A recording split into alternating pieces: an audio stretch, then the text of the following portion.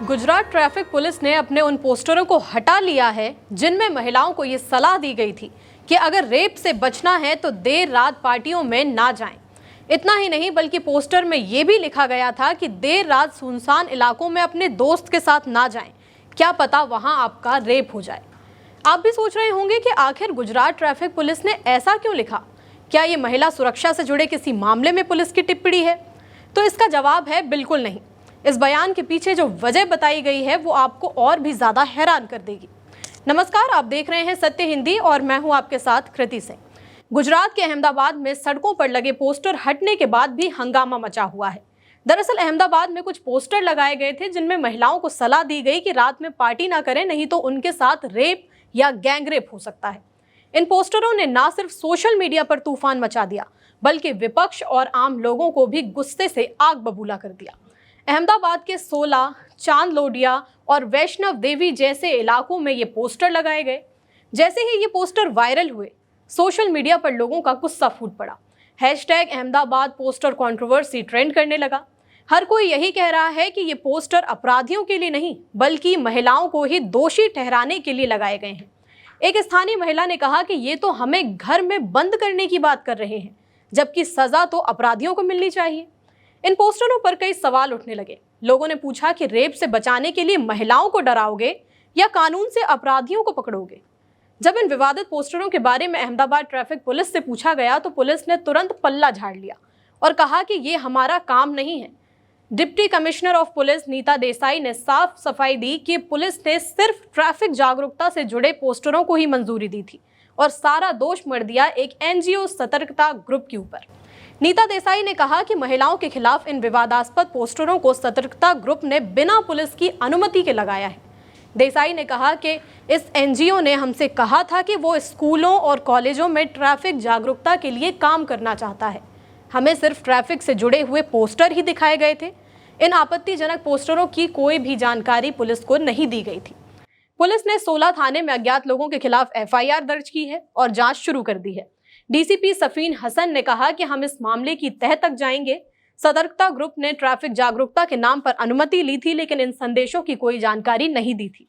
अब जब पोस्टरों को लेकर बवाल बढ़ता ही गया तो अहमदाबाद पुलिस हरकत में आई। तुरंत सारे पोस्टर हटा दिए गए और कहा गया कि एक सतर्कता ग्रुप ने ये पोस्टर धोखे से लगा दिए थे। लेकिन अब लोग पूछ रहे हैं कि इतने बड़े बड़े पोस्टर इतने इलाकों में और वो भी बिना किसी की जानकारी के, क्या ये मुमकिन है? कार्यकर्ता साफ कह रहे हैं कि इस सतर्कता ग्रुप पर सख्त कार्रवाई होनी चाहिए और आगे से ऐसे किसी भी पब्लिक कैंपेन के लिए नियम कायदे तय होने चाहिए, वरना कोई भी आकर कुछ भी लिखकर चला जाएगा और समाज में डर फैलाएगा। अब तक गुजरात सरकार ने इस पूरे मामले पर कोई आधिकारिक बयान नहीं दिया है, लेकिन विपक्ष और समाज के कई हिस्सों का दबाव लगातार बढ़ रहा है। बात सिर्फ उन पोस्टरों तक ही नहीं रुकी। जैसे ही सोशल मीडिया पर बवाल मचा, विपक्ष ने गुजरात सरकार पर हमला बोलना शुरू कर दिया। आम आदमी पार्टी ने सीधा बीजेपी पर निशाना साधा। आम आदमी पार्टी ने कहा कि एक तरफ सरकार महिलाओं के सशक्तिकरण की बातें करती है और दूसरी तरफ सच्चाई ये है कि पिछले 3 सालों में 6500 से ज्यादा रेप हुए हैं, यानी हर दिन औसतन गुजरात में 5 केस आ रहे हैं। आम आदमी पार्टी नेता इसुदान गढ़वी ने अपने एक्स हैंडल पर लिखा कि बीजेपी सरकार में महिलाएं तो घर के अंदर भी सुरक्षित नहीं है।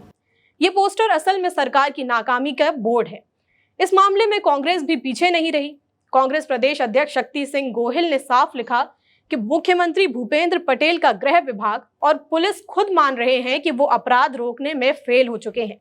महिलाओं को घर में रहने की सलाह दी जा रही है, डर फैलाया जा रहा है। ये तो गुजरात की बेटियों का सीधा अपमान है।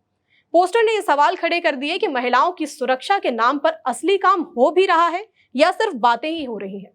हैरानी की बात तो यह है कि कुछ हफ्ते पहले ही 2025 के नंबियो क्राइम इंडेक्स में अहमदाबाद को देश का सबसे सुरक्षित शहर बताया गया था।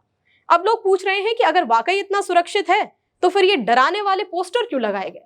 क्या सच में महिलाएं अब भी अपनी मर्जी से रात में घूम नहीं सकती? क्या अपनी आजादी छोड़ देना ही एकमात्र सेफ ऑप्शन बचा है?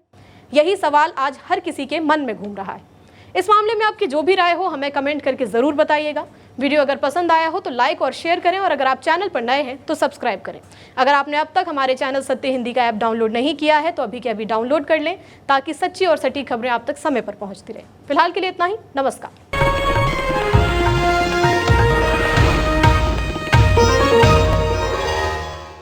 Copyright disclaimer under Section 107 of the Copyright Act 1976. Allowance is made for fair use for purposes such as criticism, comment, news reporting, scholarship, and research.